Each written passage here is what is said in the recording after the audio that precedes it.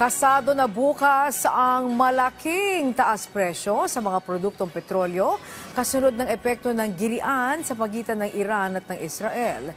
Tiniyak naman ng Land Transportation, Franchising and Regulatory Board na may inihahandang tulong ang kanilang hanay para sa tsuper na apektado ng pagtaas ng diesel.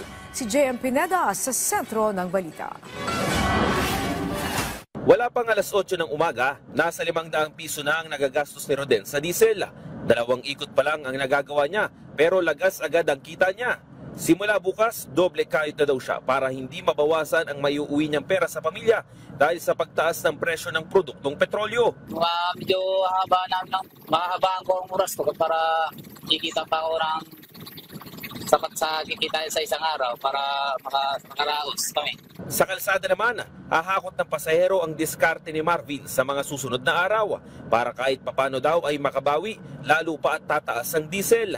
Kailangan natin magkapag yan sa kalsada para sigurado natin na makakuha tayong pasahero. Paano magkapag? Ano yun? Gagapang, dahan-dahan lang. Hindi ka pwede magmadali.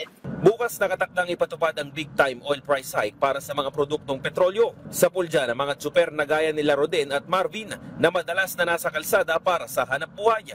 Sa uling tansya ng Department of Energy, aabot ng 4.80 pesos o halos 5 piso kada litro ang patong na presyo ng diesel ngayong linggo, habang 2.50 hanggang 3 kada litro naman sa gasolina at 4.25 hanggang 4.40 pesos kada litro sa kerosene.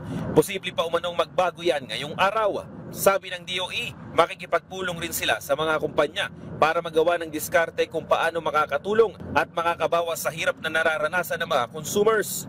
Tiniyak naman ng LTFRB na may inihahanda ng tulong ang kanilang hanay para sa mga tsuper na apektado ng pagtaas ng diesel.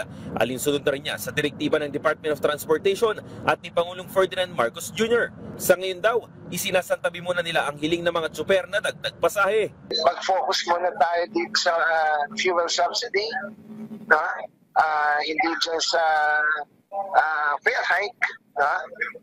For the benefit of our commuters na wala maipapasang taas pasahe sa kanila, no? Dahil nga ang uunahin ay itong ang fuel subsidy. Minamadali na rin ng ahensya ang proseso para maipamigay na ang mga subsidiyang ito. Pabor naman ng Lawyers for Commuter Safety and Protection sa hakbangin ito ng pamahalaan, lalo pa at ang mga taong bayan ang maapektuhan ng taas pasahe kahit pamaliit na halaga. JM Pineda para sa Pambansang TV sa Bagong Pilipinas.